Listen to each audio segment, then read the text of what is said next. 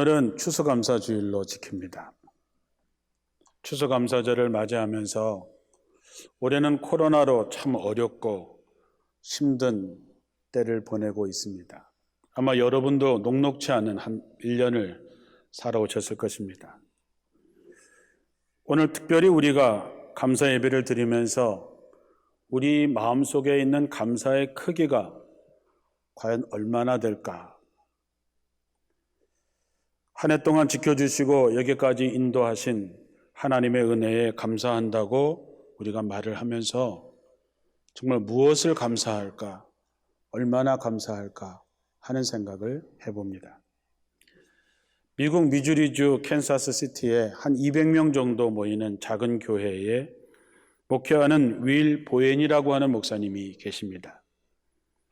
그 목사님이 책을 한 권 내셨는데 불평 없이 살아보기라고 하는 책입니다. 목사님은 목회하시면서 가만히 교인들을 보니까 사람들이 겪는 모든 불행은 그 뿌리가 불평에서 온다라고 하는 것을 새삼 깨닫게 됩니다. 그래서 그는 불평 없는 세상이라고 하는 캠페인을 통해서 세상에 만연해 있는 불평을 좀 근절하자라고 하는 뜻에서 운동을 시작을 합니다. 목사님은 부정적인 말이 부정적인 생각을 부르고 그러한 것들이 합쳐서 결국 인생의 부정적인 결과를 갖고 오게 된다고 하는 것이지요. 그래서 결국 정말로 행복하고 성공적인 삶을 살기 위해서는 불평을 멈춰야겠다. 그래서 불평 없이 살아가기 운동의 타이틀은 삶의 기적을 이루는 21일의 도전이라고 하는 프로그램입니다. 방법은 간단합니다.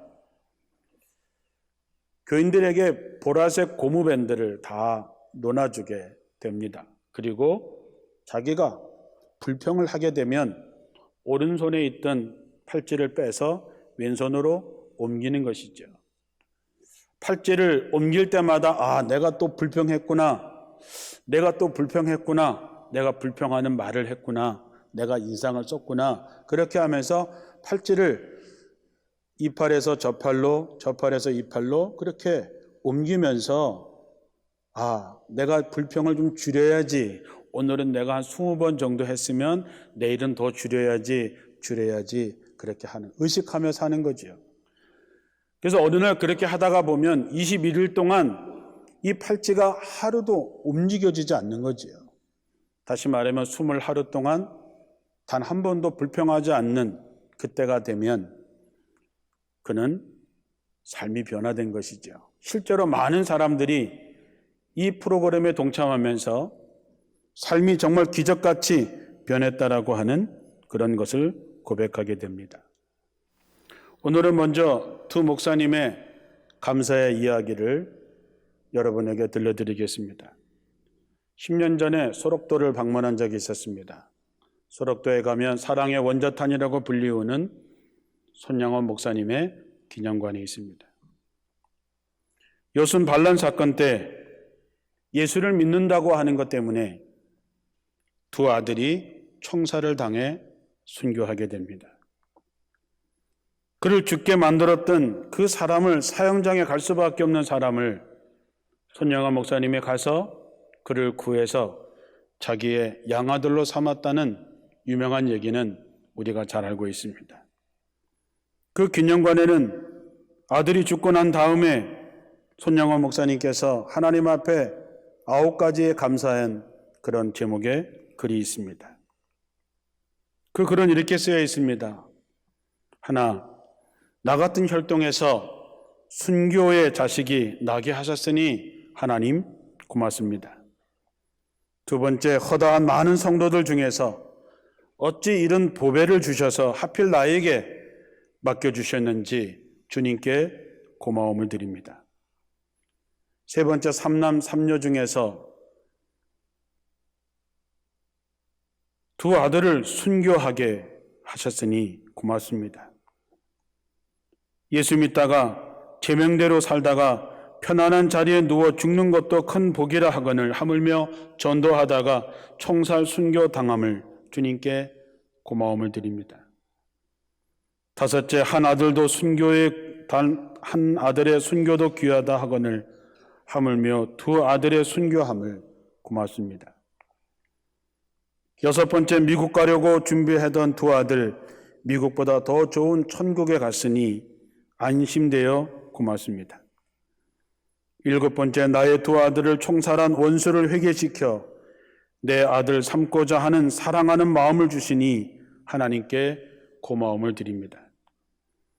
여덟 번째, 내 아들들 순교의 열매로 말미암아 무수한 천국의 아들들이 생길 것을 믿어지니 우리 하나님 아버지께 고마움을 드립니다.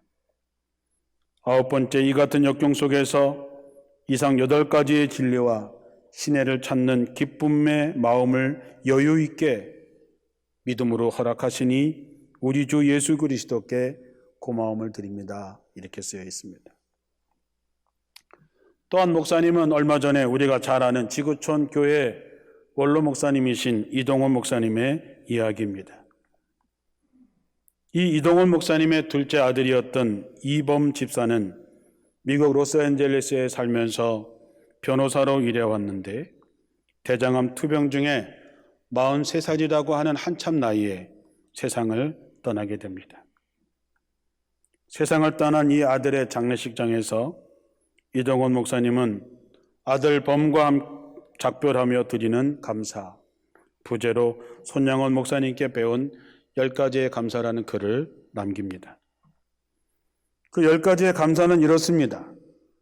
아들이 그 지독한 암의 통증에서 해방되어 감사합니다. 두 번째, 영광의 나라 천국에 입성하여 감사합니다. 세 번째, 그동안 유머가 많았던 아들로 인해서 누렸던 기쁨을 감사합니다. 네 번째, 단 한 번도 불평 없이 자랑만 하던 아내와 애교 덩어리 손자를 남겨주어 감사합니다. 다섯 번째, 어려서부터 게임을 좋아하더니 게임 변호사가 된 것을 감사합니다. 여섯 번째, 아들의 고통을 통해 예수님을 내어주신 하늘 아버지의 고통을 알게 하심을 감사합니다. 아들의 암투병을 통해서 수많은 암 환자들의 고통과 연대하게 되어 감사합니다. 여덟 번째, 또한 자식을 먼저 떠나보낸 수많은 부모들의 고통과 연대하게 하셔서 감사합니다. 아홉 번째, 아들의 치유를 위해 기도한 수많은 중보 기도자들과 한 지체가 되어 감사합니다. 열 번째, 아들이 간 천국을 더 가까이 소망하게 되어 감사합니다. 이 두 목사님을 통해서 고백되어진 감사가 여러분에게는 어떻게 들리셨습니까? 내가 원하는 대로 조건이 잘 맞아서 원하는 것을 얻어서 하는 감사가 아니지요. 이 두 목사님의 감사는 고통 속에서 고백된 감사입니다. 우리에게 주어진 인생, 그 당하는 일들, 처한 환경들, 조건들을 우리가 어떻게 해석하느냐에 따라서 우리의 인생의 결과는 완전히 달라집니다. 같은 조건인데도 어떤 사람은 불평과 원망으로, 어떤 사람은 감사로 그것을 받아들입니다. 인생의 결과가 어떻게 될까요? 전혀 다른 결과를 가져오게 됩니다. 우리가 시편에 나오는 수많은 다윗의 시들은 대부분 다윗의 고통 가운데 죽을 정도로 힘들고 어려울 때 쓰여진 감사의 시들입니다. 그러므로 여러분, 감사라고 하는 것은 도대체 어디서 나올까? 감사는 마음과 생각에서 나옵니다. 누가복음 17장에 보면 10명의 나병 환자가 치유받는 사건이 나옵니다. 10명의 나병 환자들이 집으로 돌아가는 중에 깨끗함을 얻은 것을 발견하게 됩니다. 그 중에 단 한 사람만 예수님께 돌아와서 감사를 드리죠. 그때 예수님께서 말씀하십니다. 10사람이 다 낫지 않았느냐? 10명이 다 고침받지 않았느냐? 그런데 9은 어디 가고 너 혼자 여기 왔느냐? 분명히 10명 모두가 다 나병의 고통에서 치료를 받았습니다. 그런데 단 한 명만 예수님께 돌아왔습니다. 나머지 9은 모두 그냥 집으로 돌아가 버렸다는 것이지요. 감사는 상황과 환경의 문제가 아니라 마음과 생각의 문제라고 하는 것이죠. 사랑하는 성도 여러분, 사람들은 똑같은 경험을 하면서도 서로 다른 반응을 보입니다. 감사할 수 있는 마음, 그런 생각이 있는 사람만이 주님께 돌아와서 감사를 표할 수 있는 것이지요. 사람들은 잘 감사할 줄 모릅니다. 그래서 머리 검은 짐승을 키울 필요 없다라고 하는 말, 틀린 말이 아닙니다. 늘 불평하는 마음이, 늘 불평하는 생각이 사로잡고 있는 사람에게 감사를 볼 수 있는 눈이 없습니다. 감사를 생각하지 않습니다. 그러니 감사할 마음이 없는 것이지요.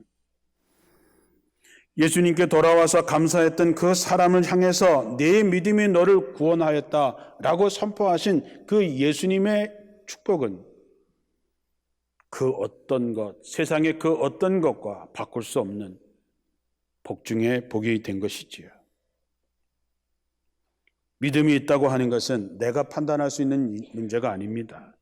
주님이 인정하셔야 그 믿음이 정말 중요한 믿음이지요.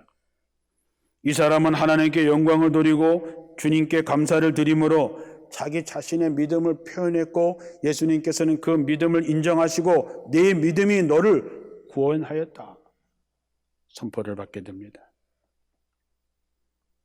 우리 인생을 살다 보면 우리가 원하진 않지만 힘들고 어려워지는 일을 당할 때가 많이 있습니다.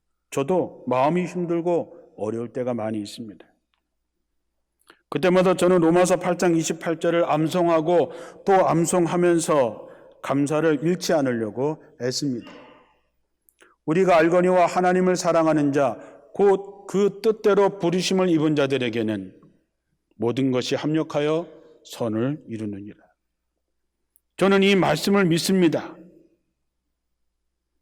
힘들고 어려워도 미워지고 싶은 마음이 있어도 포기하고 싶은 마음이 있어도 하나님께서 이 일을 통해서 모든 일을 합력해서 선을 이루시고 우리에게 유익하고 좋은 결과를 주실 거라고 했으니까 내가 감사함으로 그것을 받아들이면 되는 것이지요.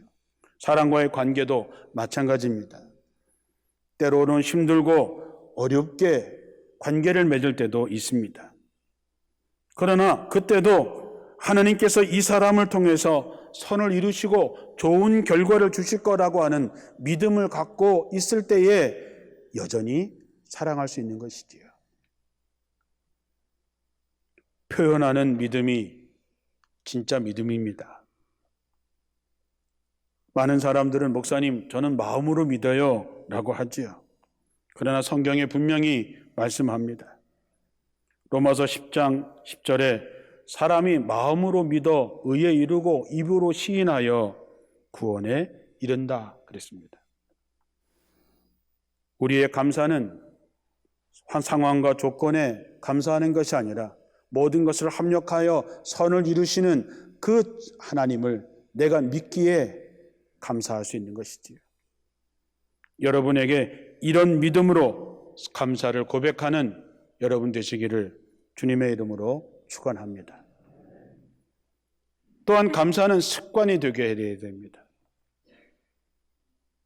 잡초는요, 뿌리지 않아도 거름 주지 않아도 얼마나 잘 자라는지, 얼마나 억세게 자라는지 감당하기가 쉽지 않지요.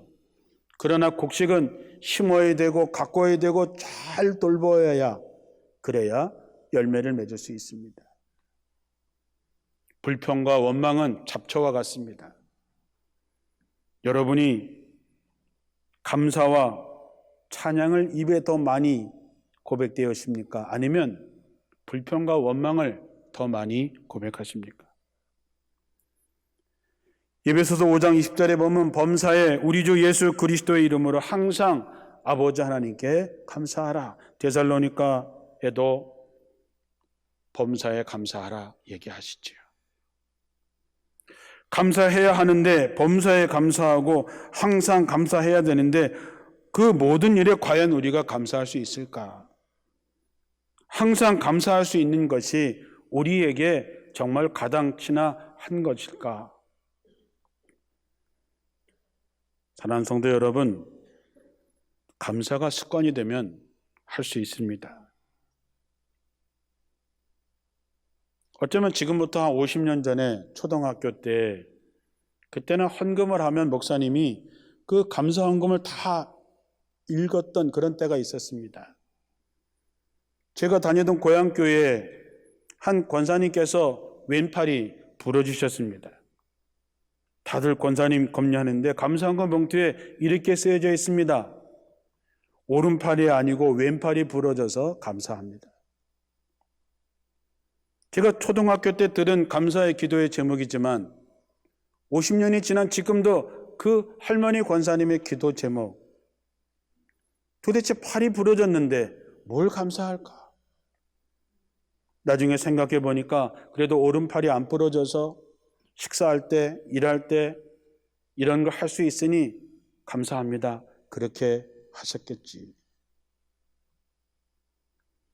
팔이 부러졌음에도 감사할 줄 아는 그 권사님, 그 감사헌금 봉투에 써졌던 그 제목이 오늘을 살아가는 제 마음속에 늘 있습니다.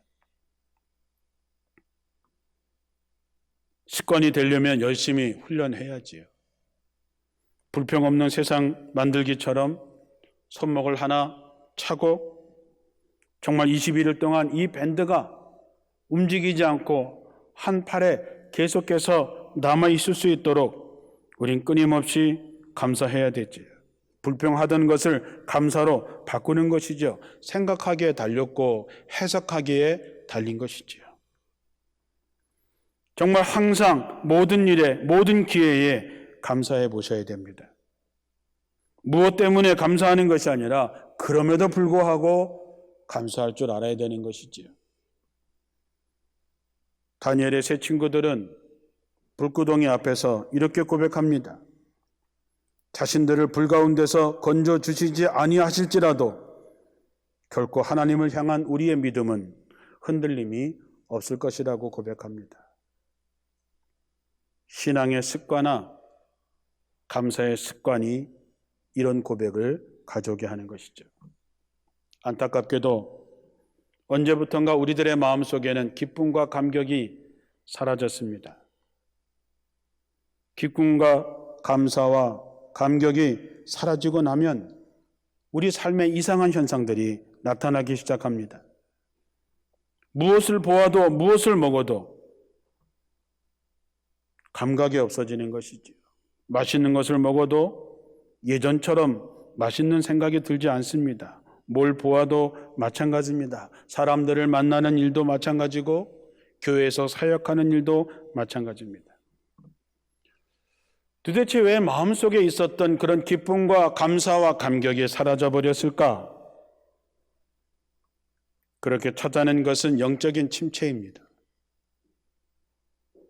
영적인 상태가 좋을 때는 하나님이 나와 함께 하심으로 어떤 상황, 어떤 처지에 놓이더라도 우린 기꺼이 기쁨과 감사와 즐거움으로 그 일을 감당할 수 있습니다. 그러나 영적인 침체에 빠지게 되면 제일 먼저 나타나는 것이 마음속의 감사와 감격이 사라져버린 것이죠. 주위의 환경과 조건이 나빠져서가 아니라 하나님과의 관계가 침체되었기 때문에 나타나는 현상입니다. 사랑하는 성도 여러분, 지금 여러분의 영적인 상태는 어떻습니까? 어떤 일을 만나든 무슨 일을 만나든 하나님이 나와 함께 하시기 때문에 합력하여 선을 이루시는 그분이 계시기 때문에 나는 감사할 수 있다, 이렇게 고백할 수 있겠습니까? 데살로니가전서 5장 18절에 범사에 감사하라. 범사라고 하는 말은 그 어떤 상황에서도 감사하라고 하는 것이죠. 그럼에도 불구하고 감사하라는 것이죠. 기쁠 때만 감사하는 것이 아니라 어려운 일을 만나도 실패 속에서도 삶의 문제가 나를 힘들게 할지라도 누군가 나를 어렵게 할지라도 감사할 줄 아는 이 신앙적인 감사는 믿음의 눈으로 바라볼 때만 할 수 있는 것입니다. 코로나로 어려운 올 한 해의 상황을 돌아보면 우리에게 감사할 거리가 결코 많지는 않을 것입니다. 평범한 감사를 고사하고 억지로 감사를 하려고 해도 쉽게 머릿속에 떠오르는 일이 없을 것입니다. 그러나 우리 믿음의 사람은 믿음을 먹고 믿음으로 살아가는 사람들입니다. 세상을 바라보며 사는 사람들이 아닌 거지요.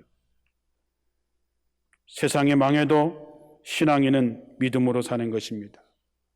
흔들리는 하박국을 향해서 하나님께서는 오직 의인은 믿음으로 말미암아 살리라 선포하십니다. 그러자 믿음으로 사는 자인 하박국 선지자가 오늘 이렇게 고백한 것입니다. 비록 무화과 나무가 무성치 못하며 포도나무에 열매가 없으며 감람나무에 소출이 없으며 밭에 식물이 없으며 우리의 양이 없으며 외양간에 소가 없을지라도 나는 여호와를 인하여 즐거워하며 나의 구원의 하나님을 인해 기뻐하리로다.